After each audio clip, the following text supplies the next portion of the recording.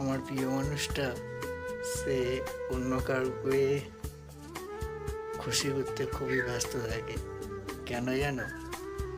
কারণ তার আপন মানুষদের হাসিটাই আলাদা। আর আমি হচ্ছে তার কাছে সব থেকে বড়, তাই তো সে বারে বারে আমাকে ইগনোর করে, আমাকে অবহেলা করে।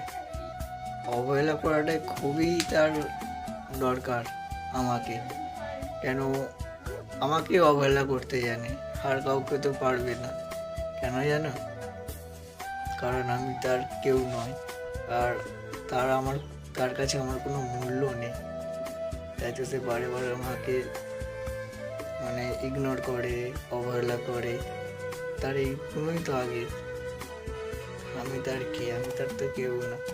আর আপন মানুষরাই তো তার কাছে আগে।